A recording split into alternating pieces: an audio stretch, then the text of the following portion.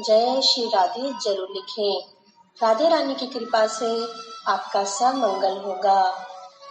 दोस्तों, आज हम आपको वरुथिनी एकादशी का महत्व, पूजा विधि, पूजा सामग्री, व्रत की कथा सुनाएंगे। आप वीडियो को अंत तक जरूर देखें और कथा को पूरा सुने। इससे भगवान विष्णु जी का आशीर्वाद आपको प्राप्त होगा। वैशाख मास के कृष्ण पक्ष में पड़ने वाली एकादशी को वरुथिनी एकादशी के नाम से जाना जाता है। यह तिथि भगवान विष्णु को अति प्रिय है। इस दिन एकादशी का व्रत रखा जाता है। शास्त्रों के अनुसार जो व्यक्ति वरुथिनी एकादशी व्रत का पालन विधि विधान से करते हैं, उन्हें वैकुंठ लोक की प्राप्ति होती है। व्रत करने वाले जातक के समस्त प्रकार के दुख, पाप और शारीरिक कष्ट समाप्त हो जाते हैं। इस दिन दान करने से कन्या दान के बराबर पुण्य प्राप्त होता है। इस व्रत को यदि कोई दुखी व परेशान महिला करती है तो उसे सभी सुख व सौभाग्य की प्राप्ति होती है।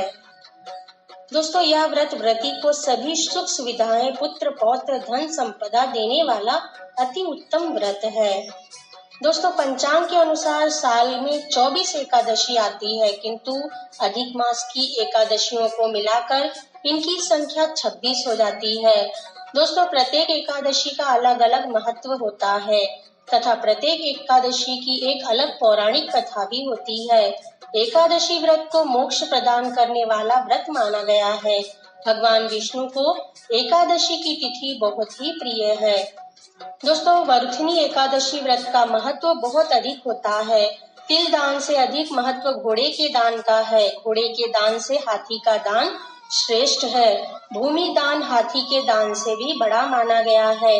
भूमि दान से भी बढ़कर स्वर्ण दान तथा स्वर्ण दान से बढ़कर अन्न दान है, क्योंकि देवता, पितर तथा मनुष्य को अन्न से ही तृप्ति प्राप्त होती है।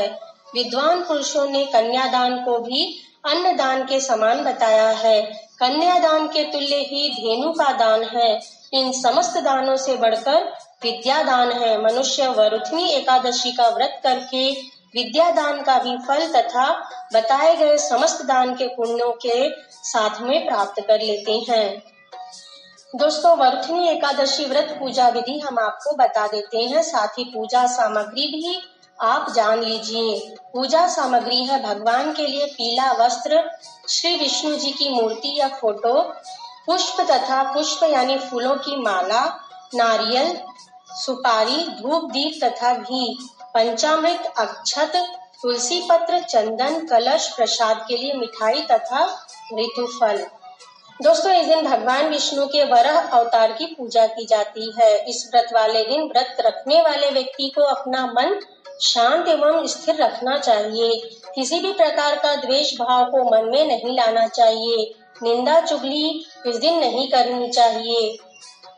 दोस्तों, प्रत्येक एकादशी व्रत का विधान स्वयं श्री कृष्ण जी ने युधिष्ठिर से कहा है। व्रत की विधि बताते हुए श्री कृष्ण जी ने कहते हैं कि एकादशी व्रत के नियमों का पालन दशमी तिथि से ही प्रारंभ किया जाता है। अंत दशमी तिथि के दिन सात्विक भोजन ग्रहण करना चाहिए तथा सायंकाल में सूर्यास्त के बाद भोजन नहीं करना चाहिए एवं रात्रि में भोग विलास को त्याग कर एवं पूर्ण ब्रह्मचर्य का पालन तथा भगवान नारायण का ध्यान करना चाहिए।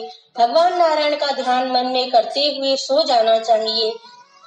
दशमी के दिन से ही चावल, उड़द, चना, मूंग, जौ, मसूर, लहसुन, शराब तथा नशीले चीजों का सेवन नहीं करना चाहिए।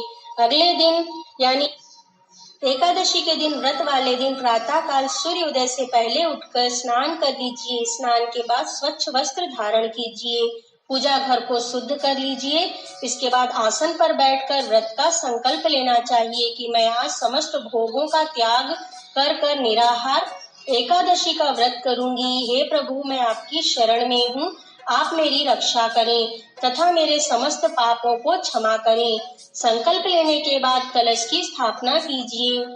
पूजा स्थान पर एक चौकी स्थापित कीजिए। चौकी पर लाल रंग के कपड़े को बिछाकर उस पर कलश की स्थापना करनी है। आपको कलश के नीचे आप अक्षत रखें। उसके ऊपर पीतल, चांदी, तांबा, सोना किसी भी प्रकार का एक कलश लें। उस कलश में आप गंगा जल, शुद्ध जल पंचरत्न, रोली, शक्कर तथा एक चांदी या फिर 1 रुपए का सिक्का डालें और कलश के मुख पर मौली धागा लपेटें। इसके बाद कलश के मुख में आम के पत्ते डालें। उसके ऊपर आप पानी वाला एक नारियल रखें। नारियल को मौली धागे से लपेटकर इस प्रकार आप कलश की स्थापना करें। कलश के ऊपर आप स्वास्तिक का चिन्ह बनाएं। इस प्रकार से आप चौकी पर कलश की स्थापना कीजिए। इसके बाद भगवान विष्णु जी को चौकी पर स्थापित कीजिए। भगवान को पंचामृत से स्नान कराना चाहिए एवं पुष्प फल अर्पित करना चाहिए। भगवान को तुलसी पत्र अवश्य ही अर्पित कीजिए। धूप, दीप, गंध, पुष्प, गंगा जल, पंचामृत, नैवेद्य, मिठाई, सुपारी, फल आदि से कलश तथा भगवान विष्णु जी का पूजन कीजिए। अंत में भगवान नारायण जी का विधि विधान से पूजन कर आरती कीजिए। इस दिन माता लक्ष्मी जी का भी पूजन करना चाहिए। इस व्रत में अन्न वर्जित होता है। आप निराहार रहें तथा संध्या काल में पूजा के बाद फलाहार कर सकते हैं।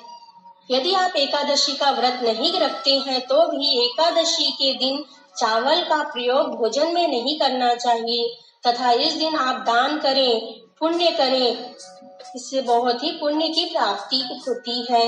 व्रत में रात्रि जागरण कर भजन कीर्तन कीजिए। एकादशी के दिन भगवान विष्णु का स्मरण कीजिए। विष्णु सहस्त्र नाम का पाठ करने से भगवान विष्णु की विशेष कृपा प्राप्त होती है। इस दिन वरुथनी एकादशी व्रत की कथा अवश्य पढ़ें या सुनें। इससे भी आपको बहुत ही पुण्य की प्राप्ति होगी। अगले दिन अर्थात द्वादशी तिथि पर सवेरा होने पर पुनः स्नान करें और फिर से भगवान विष्णु जी का पूजन कीजिए तथा सही मुहूर्त में व्रत का पारण कीजिए। यथाशक्ति ब्राह्मणों को इस दिन भोजन कराना चाहिए तथा दान दक्षिणा देना चाहिए। इसके बाद मौन होकर स्वयं भोजन करना चाहिए। एकादशी व्रत को पूर्ण करने की विधि को ही पारण कहते हैं। कोई भी व्रत तब तक पूर्ण नहीं माना जाता जब तक उसका विधिवत तरीके से पारण न किया जाए।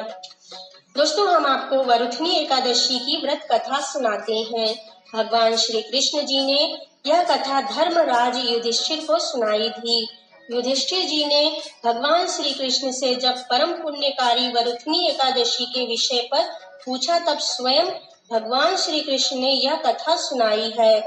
उन्होंने बताया कि हे कुंती पुत्र, मैं तुम्हें वरुथनी एकादशी की कथा सुनाता हूँ। वरुथनी एकादशी की कथा को पढ़ने अथवा सुनने मात्र से ही समस्त प्राणियों को राजसूय यज्ञ समान फल प्राप्त होता है। अंत तुम इस कथा को ध्यान पूर्वक से सुनो। प्राचीन काल की बात है। नर्मदा नदी के किनारे एक राज्य था जिस पर मंधाता नामक राजा राज्य किया करते थे। वे अत्यंत ही पुण्य आत्मा, दानशील तथा तपस्वी राजा थे। अपनी दानशीलता के लिए वे दूर दूर तक प्रसिद्ध थे। साथ ही वे प्रजा के प्रति दया भाव भी रखते थे। भगवान विष्णु के अनन्य उपासक थे। एक बार राजा तपस्या करने हेतु जंगल में चले गए तथा एक विशाल वृक्ष के नीचे अपना आसन लगाकर तपस्या आरंभ कर दी। वे अभी तपस्या में लीन ही हुए थे कि एक जंगली भालू ने उन पर हमला कर दिया। वह उनके पैर को चबाने लगा, किंतु राजा मंधाता तपस्या में ही लीन रहे। भालू उन्हें घसीट कर गुफा की ओर ले जाने लगा, तो ऐसे में राजा को घबराहट होने लगी, किंतु उन्होंने तपस्वी धर्म का पालन करते हुए क्रोध नहीं किया तथा भगवान विष्णु से इस संकट से बचाने की प्रार्थना की। भगवान विष्णु वहां प्रकट हो गए और भालू को सुदर्शन चक्र से मारकर भक्त की रक्षा की, किंतु तब तक भालू ने राजा के पैर को लगभग पूरा नोचकर खा लिया था। तब राजा अत्यंत दुखी थे तथा भयानक दर्द में थे। भगवान विष्णु ने उनसे कहा कि हे वत्स, विचलित होने की कोई आवश्यकता नहीं है। भालू ने जो किया है वह तुम्हारे पैर को काटा है, वह तुम्हारे पूर्व जन्म के अपराध का फल है, जिसका दंड तुम्हें इस जन्म में भुगतना पड़ रहा है। राजा ने उनसे मुक्ति पाने का उपाय पूछा तो भगवान विष्णु ने कहा कि राजन, वैशाख मास के कृष्ण पक्ष की एकादशी, जो कि वरुथनी एकादशी के नाम से प्रसिद्ध है, उस दिन व्रत करके मेरे वराह रूप की पूजा करना। व्रत के प्रभाव से तुम पुनः अपने पैरों को प्राप्त कर सकोगे तथा पुनः संपूर्ण अंग वाले हष्ट पुष्ट हो जाओगे। एकादशी के व्रत से तुम्हें प्रत्येक जन्म के पापों से भी मुक्ति प्राप्त होगी। प्रभु की आज्ञा मानकर मंधाता ने वैसा ही किया तथा व्रत का पारण करते ही उसे नवजीवन प्राप्त हो गया। पुनः हष्ट पुष्ट हो गए। राजा पहले से अधिक श्रद्धा भाव से भागवत भक्ति में लीन रहने लगे तथा सुखमय जीवन व्यतीत करने के बाद अंत में वैकुंठ को प्राप्त हुए। दोस्तों, आपको हमारा ये वीडियो कैसा लगा हमें कमेंट में लिखकर बताइए। वीडियो अच्छा लगा हो तो इसे लाइक और शेयर कीजिए। हमसे जुड़े रहने के लिए हमारे चैनल को सब्सक्राइब करके रखिए।